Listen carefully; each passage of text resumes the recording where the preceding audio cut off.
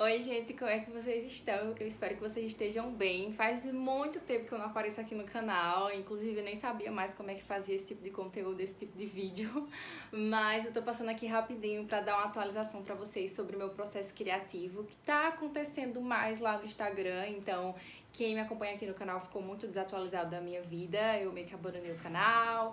E aí ele tá aqui mais como um suporte mesmo para quando eu precisar postar vídeos mais longos, assim como esse, sobre o processo de criação, enfim. Então, mas é isso, eu espero que vocês estejam bem. Se vocês não me seguem lá no Instagram, aproveita para seguir @jadina.alana, que aí vocês vão ficar por dentro da minha vida de uma forma melhor, embora eu também esteja um pouco sumida lá. Recentemente também criei um canal novo pra focar somente em música, então se vocês não conhecem também, segue lá, tá aqui disponível no canal pra vocês acessarem. Enfim, muita coisa aconteceu nesse meio tempo de ano e tudo mais, mas eu tô aqui hoje pra falar um pouquinho sobre o meu processo criativo da continuação de Para Onde Vai Sombras, que é esse livrinho aqui que em breve já vai fazer 1 ano de publicado, se eu não me engano em março que ele completa 1 ano de lançamento. E assim, eu tô já a todo vapor escrevendo coisas novas. E a continuação dele se chama A Dimensão dos Quase Vivos, né? E aí o que acontece? Eu quero falar um pouco sobre como foi o processo, como tá sendo o processo de criação de A Dimensão dos Quase Vivos. Eu não planejava que esse livro tivesse continuação, ele ia ser único e exclusivamente só ele. Mas no processo de revisão do Para Onde Vai Sombras, acabou que, como vocês já sabem, porque eu postei diário de escrita, eu acabei escrevendo As Flores São para os Mortos, que é esse livrinho aqui que ganhou música autoral e clipe também. Só tem versão em e-book por enquanto.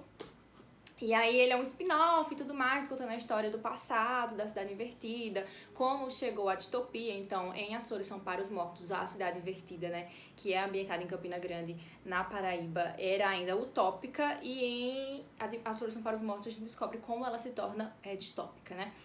E aí, com o final de Para Onde Vai Sombras, que eu vou tentar não soltar nenhum tipo de spoiler, acabou que eu comecei a me reconectar com esse universo através de um conto que eu escrevi do Benjamin, né, que é um dos personagens secundários de Para Onde Vai Sombras, e ficou aquela coisa, será realmente que eu estou pronta para me despedir desse universo, ou existe algo que eu possa colocar de novo ainda na Cidade Invertida? E aí eu tive a ideia de escrever um livro focado nos gêmeos. Então quem leu Para Onde Vai Sombras vai saber que tem 2 personagens, criancinhas lá, que são os gêmeos. E aí eu queria muito focar neles dois, porque eles já vêm de um contexto, de uma realidade totalmente diferente. Então As Flores São para os Mortos é sobre uma geração específica, Para Onde Vai Sombras é sobre outra geração específica dentro da Cidade Invertida, e A Dimensão dos Quase Vivos, que é esse terceiro livro que eu tô escrevendo no momento, já é sobre outra realidade dentro da Cidade Invertida, que são esses gêmeos que cresceram e agora governam a cidade, né? E tem todo um sistema de governo totalmente diferente, que não está muito ligado ao distópico como antes, mas ainda assim com essa vibe meio distópica pós-apocalíptica. E em A Dimensão dos Quase Vivos, como eu falei, a gente vai contar a história dos gêmeos. Eu não vou dar muitos detalhes porque eu ainda não estou pronta para falar sobre um enredo em si, e esse vídeo é mais para falar sobre o processo. Então o que acontece? Desde o ano passado, eu acho que eu tenho exatamente em algum lugar aqui as datas, porque eu adoro colocar datas nas coisas para ter tudo anotadinho, bonitinho.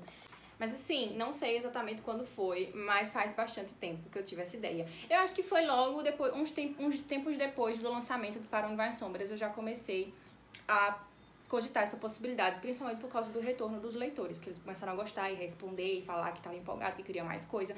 E sempre que eu receber esses comentários, dependendo do universo, se eu estiver conectado o suficiente, eu sinto realmente a necessidade de voltar para o universo. E foi o que aconteceu.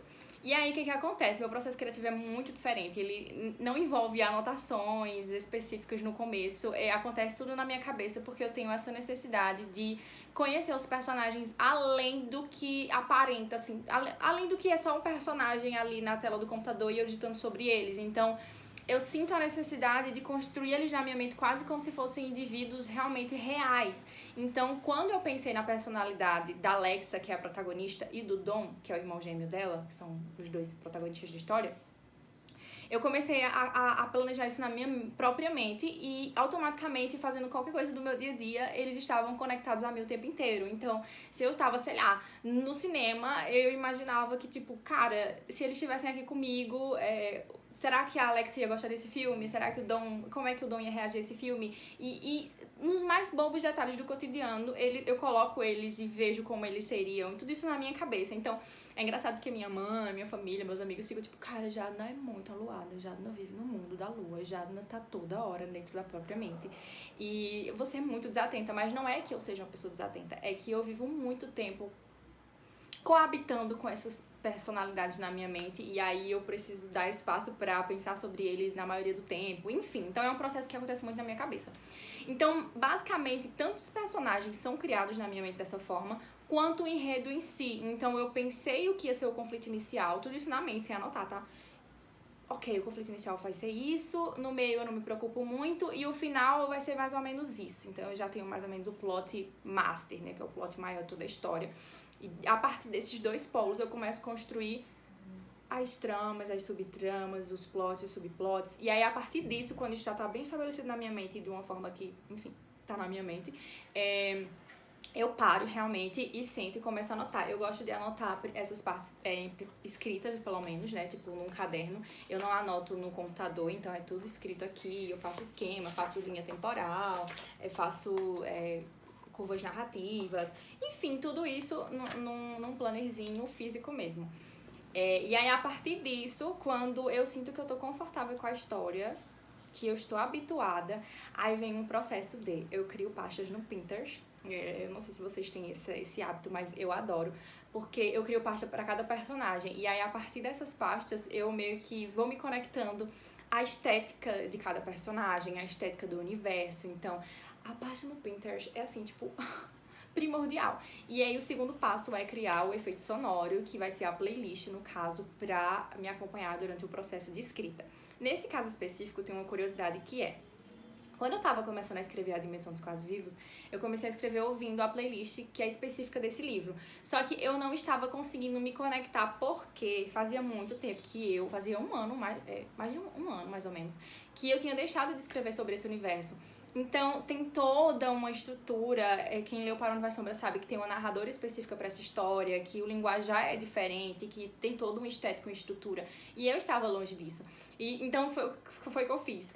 Basicamente, eu não conseguia me conectar com essa playlist nova.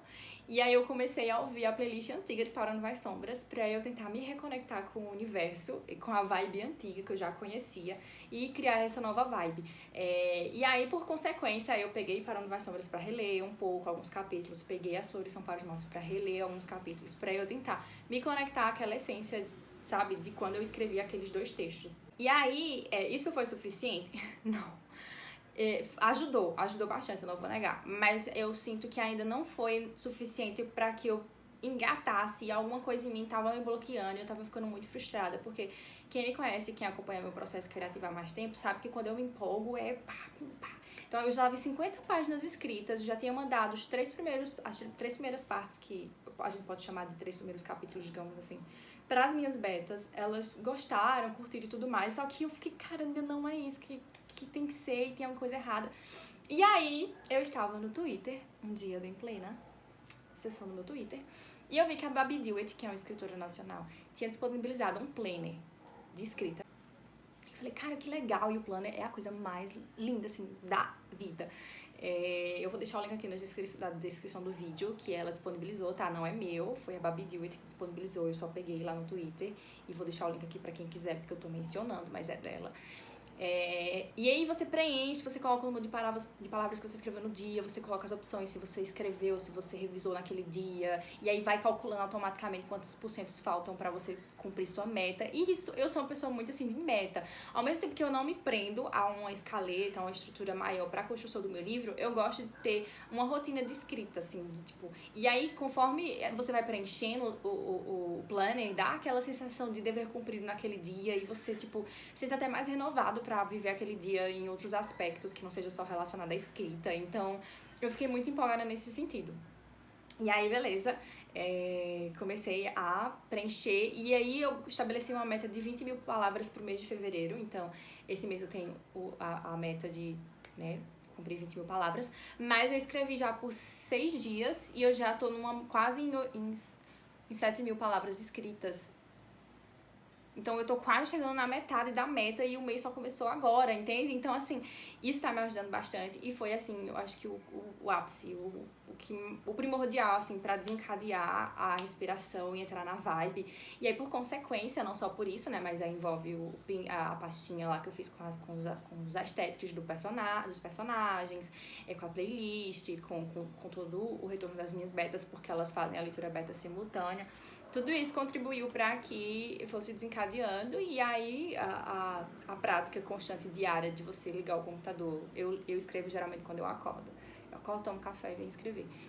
E aí essa prática diária fez com que desencadeasse, né? E essa coisa do planner também ajudou. E aí agora eu tô tipo assim, peguei o ritmo e meu plano é terminar o livro daqui pra junho. Não sei se eu vou conseguir, mas eu fiz todo o meu esquema e todo o cronograma de meses que eu acredito que será necessário. E se tudo der certo, eu termino o original, pelo menos a primeira parte, assim, rascunhão, em junho.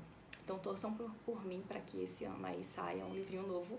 O último livro na Cidade Divertida, romance, vocês não vão ter mais dentro da Cidade Divertida. Realmente eu quero terminar esses 3, porque eu quero muito focar em outras coisas a partir de agora e criar outros universos que estão esperando por mim na minha caixolinha e que precisam ganhar vida. Mas é isso, espero que vocês tenham gostado do vídeo. Depois de muito tempo sem aparecer aqui, se vocês gostaram dessa primeira parte de vídeo sobre diário de escrita, comenta aqui embaixo se vocês querem que eu continue. Se vocês quiserem, eu vou gravar conforme eu for evoluindo aqui e tiver atualizações pra vocês de algo pra contar no meu processo. Mas é isso, espero que vocês tenham gostado, deixem o like. Faz muito tempo que eu não faço vídeo pro YouTube, mas eu sei ainda que tem essas coisinhas básicas de deixa o like, se inscreva no canal, comenta aqui embaixo se você quer mais vídeos assim. E é isso, gente. Me sigam nas redes sociais, porque eu tô mais ou menos mais ativa lá do que aqui no YouTube, porque, né, passei um ano de sumiço aqui no meu período sabático. Mas é isso, gente. Eu tava com saudade de interagir dessa forma e espero que vocês estejam muito bem. Um cheiro muito grande e até a próxima.